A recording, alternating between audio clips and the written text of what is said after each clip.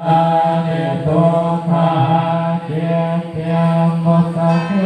นะจุตาภาธังพุทธังนิทุติยสุติยนิติยภกาปิเตนะปิตินะสิทธวังโมเกนะสัจจังภาลังเอตาภิปุราสัจจวังภาลังอาคาโนสกังโยคังอาเนียตังภาปังโตตังมังอาคาปังโตปัมโมทังเกียรตินาคาตาสมบัติคาลาสมบัติโนตุโมโหโตจัตตุนิทักขินังกายกรรมังวัฏฏากินาปะทากินานิกัตตวาภเว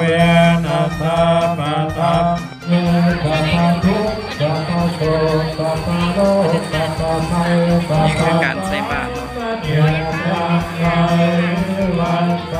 ใส่บาตรเข้าพรรษาเด้ออันนี้เด้อ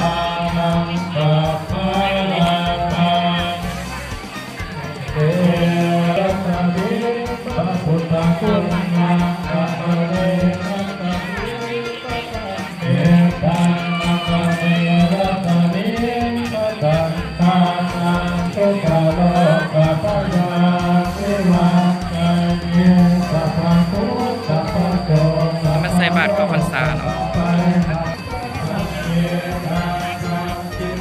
คนหลายเนาะมื้อนี้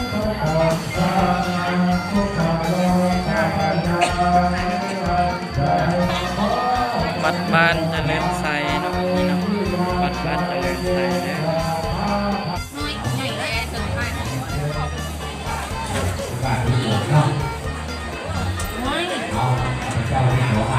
วัดเจริญไซเด้อนี่เด้อ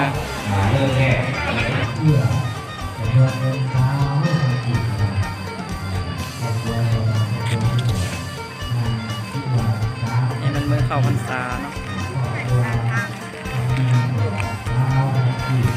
ไกลๆ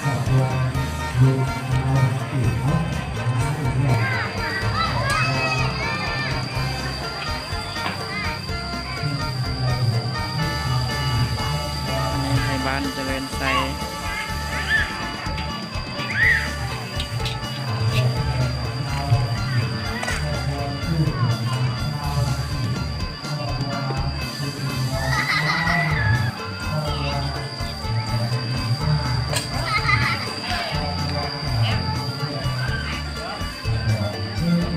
บ้านเขาเลยนี่เป็นสิมนะ